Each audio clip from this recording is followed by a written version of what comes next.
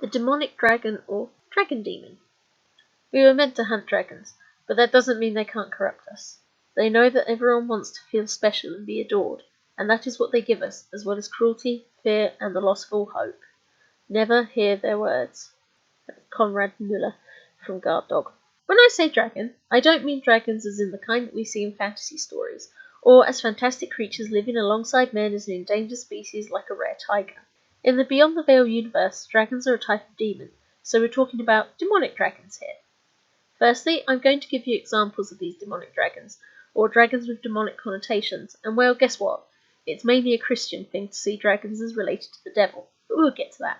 Firstly, we're going to discuss what I mean about a demonic dragon. Then we'll talk about the dragons in religious texts, or what few I could find, and talk a little about these beings, before I will discuss about my dragon demons, and then let you know a little about the ones that will be named or already have been mentioned in some of my stories. So what's a demonic dragon anyway? Quite simply, it is a demonic or evil entity that takes a form best described as a dragon. This sometimes can be termed as a serpent, but I do not count these. A demonic dragon is also able to talk and harm humans with relish. It is a being that claims obedience to anyone but a light entity, or the Almighty, and is often only overcome by angelic or religious powers or by faith. These beings can also shapeshift, and though they do not have to breathe fire, a majority described as this tend to have a firm link to the infernal fires. In religious texts, dragons don't actually turn up much at all. There are regular references to serpents, but you'd be hard-pressed to find anything that's clearly a dragon and clearly in the service of evil. If you're thinking of St. George the Dragon Slayer, well, he does kill a dragon, but it's not a demonic being, but rather a generic dragon that just eats princesses. In fact, if you look into the Ethiopian story about it, then the dragon is actually a very large crocodile, and well, in the story, its actions do not really seem demonic. However, if you're talking of the dragon children of Typhon and Echidna from Greek mythology, which being the spawn of Titans are there to fill equivalent roles of opposing forces or demons, then these are more akin to the kind of dragons I'm thinking of at least. When we look into the text, particularly the Bible, the terms serpent and monster are used rather than dragon. In fact, the only clear dragon mentioned in this kind of text is the dragon in Revelations. However, there is a dragon in the extended book of Daniel, which is deemed canonical into Christianity, and the Testament of Solomon lists at least contact with two such things, though this piece is not considered canonical in either Judaism or Christianity. It's often been the main source for demonology. I will admit, with regards to these dragons, I only knew of the dragon in Revelations rather than anywhere else, as the story of Solomon is one sometimes glanced over with more emphasis on key demons like Beelzebub and Asmodeus. But when I learnt about the dragon demons around Solomon, admittedly through a YouTube video, I was intrigued by how well they fit some of my own story ideas. But let's just focus on what's said about these demons. I will inform you straight away that I do not see the Leviathan as a dragon. A sea serpent, yes. The beast of envy, yes. And comparable to a whale, yes. But let's talk about the dragon in Daniel. Now it's part of a piece titled Bel and the Dragon, and a description of the dragon is not really given, but it is stated that this dragon was great, and that the Babylonians revered it, claiming it not to be an idol but a living creature. Daniel decides to slay this beast by producing barley cakes containing pitch, hair, and fat that the dragon eats and explodes. For this to be the case, clearly it was a fire-breathing dragon, and used to being presented food by the Babylonians, and yet there's an important reason I feel this dragon is demonic. In Babylonian mythology, the cosmic dragon Tiamat was the being of chaos that threatened mankind with her brood, but Marduk was the one to face her and slay her with the winds ripping her apart, and this is the beginning of most things in Babylonian myth.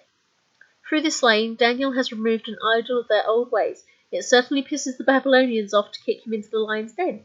Why demonic? Well, if the dragon is supposed to be linked to Tiamat, I think it might be, then its representation is chaotic, primordial, and is similar to Echidna in this sense. You may think this sounds rather familiar a story. In fact, the story of feeding the dragon till it went pop was something I read in a children's book, and then I found out about the Smok, the Polish dragon of Wawel Hill, who was also fed stuff to make it either drop dead or explode. But we'll talk about medieval dragons and demonic natures when we finish talking about Revelations.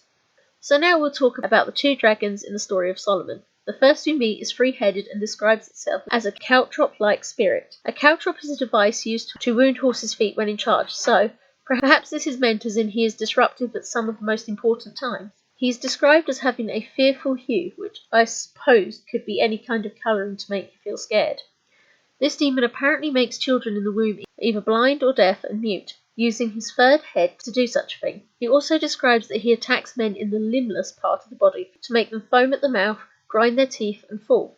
I would assume this means he causes epileptic fits. If you consider this in particular, it works with the idea of being a caltrop, catching people out in the middle of things. Amongst the trends of this tale, the demons are encouraged to tell their names and the angel who is their witness to Solomon, and this demon states the angel of counsel who dwells upon the cross is one he's subservient to. Now, though you might assume it is Jesus, there is in some pieces a specific angel that stands guard of Christ during his time on the cross.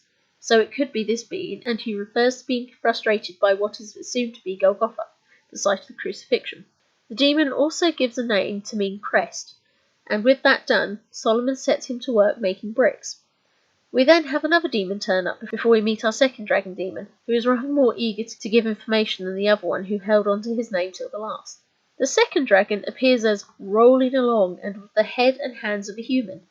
It has wings on his back, and when asked, his name is not easily transcribed, but translated loosely to the winged dragon, and he makes a point that humans used to see him as a god. He then states that though he could have had any women, he only lays with ones by the specific name of a star, and he claims to lay with them in the guise of a winged spirit with the keen intention to have sex for the purpose of procreation. However, the demon then makes it known that when pregnant, and this is where it gets a little confusing, the child within is Eros.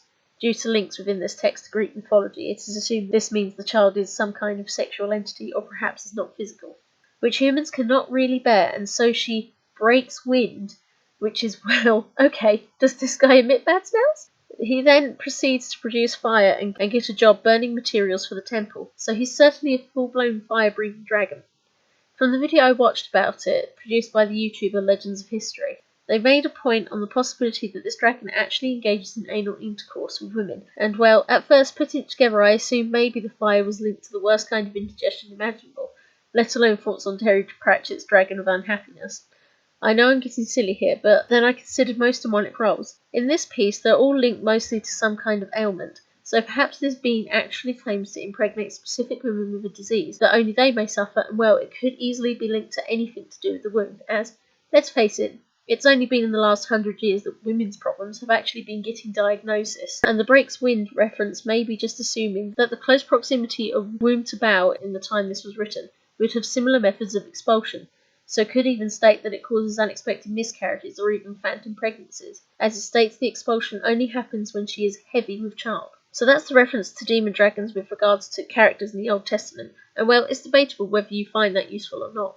But then we get down to the real stuff, the piece in the New Testament that turned your humble dragon into a beast linked throughout the Middle East as demonic and was the perfect beast for knights to fight and become saints by. The Book of Revelations, in which John the Revelator, song reference if you get it, witnesses the apocalypse, and from it is a seven-headed dragon that is often considered Satan.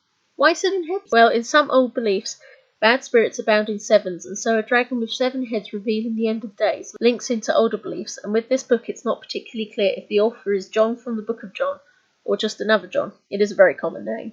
We should also say that it's assumed to have been written in the time of the Emperor Domitian, and so the dragon could easily represent the imperial tyrant Nero, as some scholars believe.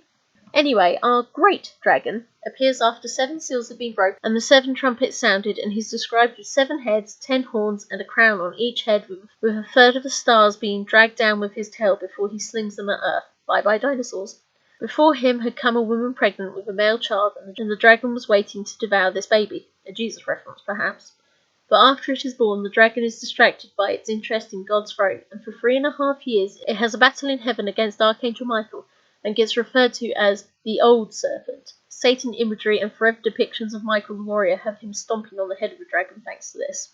The dragon is defeated and with his angels kicked out of heaven for good, only for the dragon to choose to persecute the woman and then decide waging war against the rest of her kids for eternity sounds like a more useful way to go about eventually getting this child. Now, reading this section, you end up getting your eyes crossed. It references that whilst the dragon was distracted, the woman and the kid hid out in the desert, which would reference them as Mary and Jesus.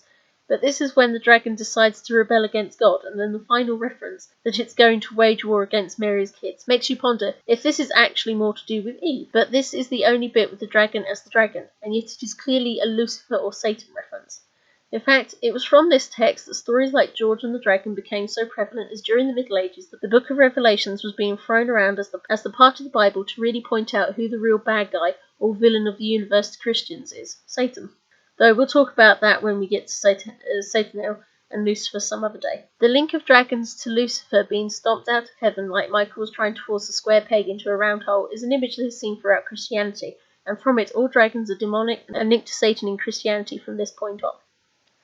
As you can see, a demonic dragon is not really like the dragons we see in other cultures and mythologies at all, as it is clearly a reference to worshipping a false god, as in Daniel, out to cause harm, as in the Testament of Solomon, or literally the devil, in the Book of Revelations.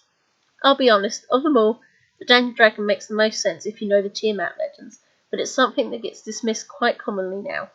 As for the Testament of Solomon, it is a very interesting piece regarding an alternative source to scripture of Solomon's abilities, and yet also reads a little like Solomon cross-Greek mythology fanfiction.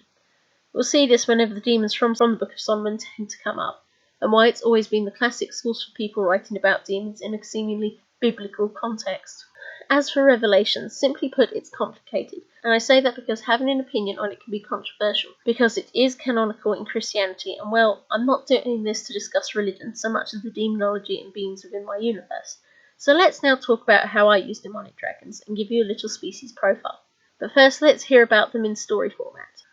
So Lucifer watched the world of men expand, and his servants vary in their attempts to harm and corrupt the mortals. Yet it was not enough to see beings with limited abilities have to cluster together. Thus the Lord of Hell summoned its council of sin, depravity, and agony, and with them fell the task of creating a new servant to wreak the worst kind of havoc upon the earth, and corrupt the mortals so completely. Even for the fallen, such a task to gain their master's favour was difficult alone, and thus Beelzebub of gluttony and Mammon of avarice pulled their thoughts together to create a being that hungered for the possessions of man, all that they possessed from object to power to flesh to soul. With this they presented their creation in an egg to their preferred god, and Lucifer beckoned his faithful generals forward to imbue the beast with traits he had chosen, and his own willingness to dominate life, watch the world burn, and stoke the arrogance of man to believe they were above God. Then the egg was imbued with the black fires of the inferno, and from it a beast akin to the old images of the first ignorant life to rule the earth came to them, with wings of their fallen kind, and their fire filling its form. But before it was released upon the world, pestilence appeared to grace the being with its own ravaging powers, and forever link this being with the greater end. Thus it was released upon the earth, and its abilities were incomparable, and even the guardian angels could not defeat it. It was given no name, but a name to the disease it brought with it, until later the Greeks titled it Drakon. Thus Lucifer had a weapon to roam the earth, undefeated before an angel of great wisdom that dealt with dreams, and another in the realm of love found that the hope of man it could not always break, and the truest of love repelled its arrogance, and with this they could force the beast into hibernation, but their plague still boiled through the world. So, here's what you need to know about demon dragons. What side are they on? Well, they're on the side of hell. They were created by various fallen angels under Lucifer's instructions, particularly from Mammon, Beelzebub, and Pestilence. Created for? Well, they were made for total corruption of humanity through all sins till they eventually view themselves as on equal par to God in some way or another, i.e. they make tyrants and dictators. When were they created? During the early days of human civilization, sometime after the first war between two kingdoms for the sake of power. Physical description. Often appearing as beautiful humans with persuasive voices and sometimes can only be seen by their target at first. They often grow stronger and more visible and physical to the person that believes them until they are both their confidant and puppet master and steer them into power. It is only when the subject has followed their advice and been given the power they sought, already agreeing to give them their soul, that the dragon reveals itself to them in its giant reptilian-like form, most often a Western-style dragon or a giant serpent with wings and little legs. Abilities.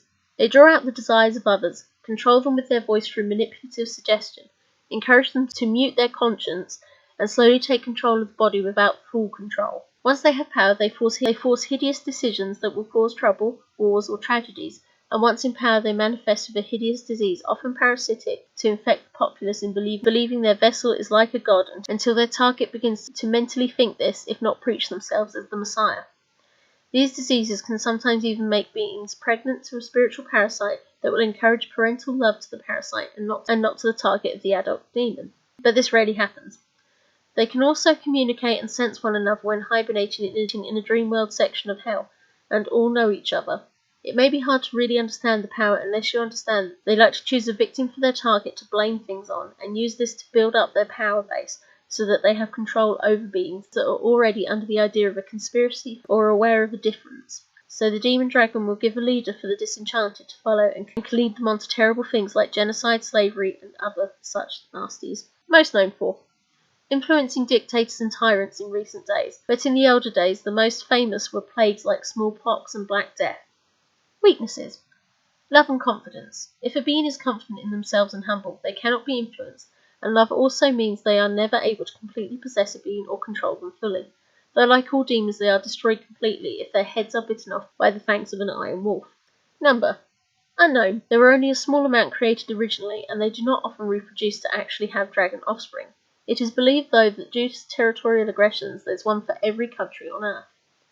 Well-known beings. Most well-known is Yersinia, Variola, Bakunawa, Teufel, Dracunculus, Anisakis, Paragordius, and Dion.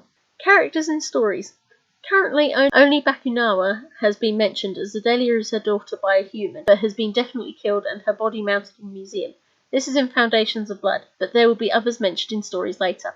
And that's all you need to know about the demonic dragons in my stories. Thank you for listening.